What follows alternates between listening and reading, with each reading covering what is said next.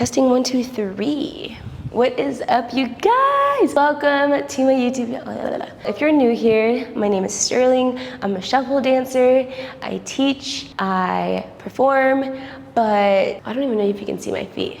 Can you see my feet? Oh, you can. You can. Okay.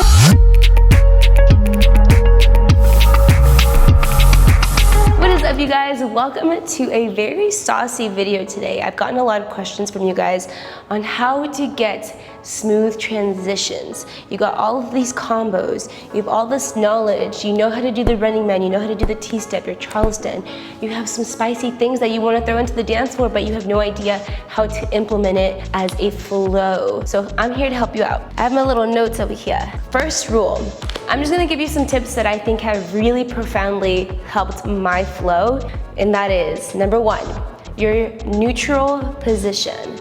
I like to say neutral position just because I come from a fitness background, so neutral position is just like a neutral position. You have to have a place where your transitional point is allowing you to move and make decisions in different directions. What I mean by that is, when you have your running man, we start up on this neutral position, perch, some people call it universal transition point, and we go into 1, and 2, and 3, and 4, and 5.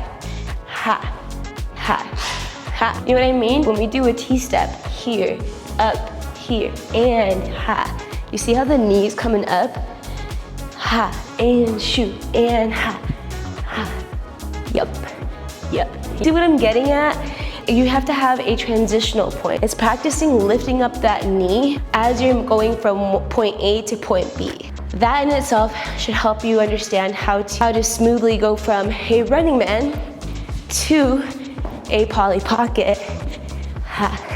Just paying attention to this joint area, just like with your elbows. If you lead with your elbows, you can move freely.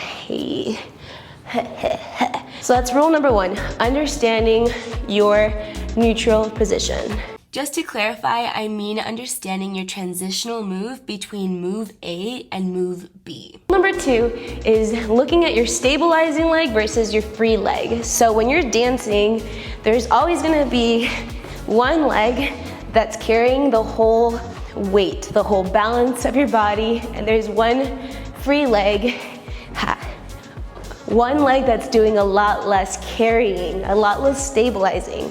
Right? So when we have like a running man and you stop just for a second, which one's your free leg? You're right, perfect. So now this one is free to do something like this, or something like this to switch, or kick, ha, kick, ha. It doesn't have to be a list of combos put together. It could be as simple as using the free leg to do a little spice. Yeah, ha, or he, ha, he, ha. When you're in your groove and looking at which leg is free, you can really do a lot more than what you actually even have knowledge for. When you're grooving, see what you can do. Play with some patterns.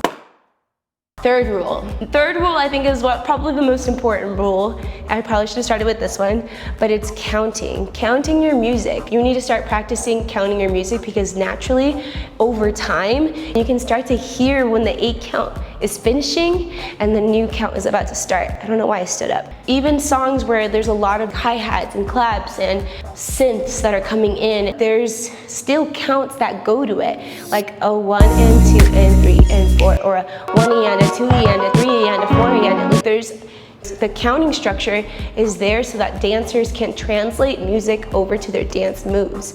So as a dancer, you should understand counts. By understanding the counts of the song, you can understand the rhythm. You could even start to predict when certain sounds will come at certain sections of each drop. Most likely, they'll have a pattern of this like 8/8 count or 4/8 count. Almost every house song will have a clap coming in on every even count.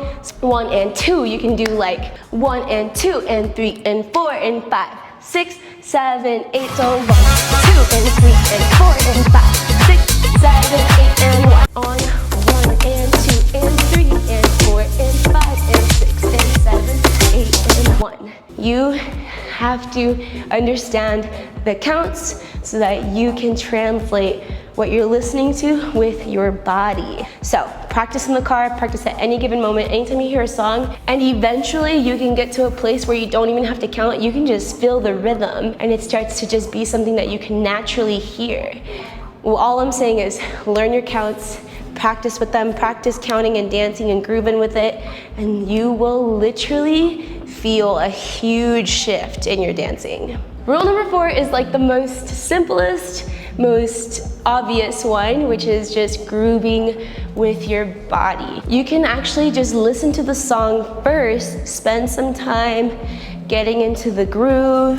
Let's say this song feels very groovy, so you're like, oh, go ha, less energy here, but you can go here, ha, ha, ha. You can start to feel the groove, the bounce of what every song is giving you. Some songs might be like harder, so you might only want to do Running Man. Find your bounce with the song before you want to jump into it. Sometimes I like to watch when I'm at the club. I like to watch other shufflers have their bounce, and I might want to catch that vibe and let it kind of like move through me and let me figure out my bounce with the song, you know? I hope that makes sense, to just get into the groove, like get familiar with your body. If you're having trouble putting combos and transitions together, more than likely you haven't let yourself really savor into the music. And that just takes you being free and being authentically yourself. And that's truly what being a dancer is about, is just being an artist in itself.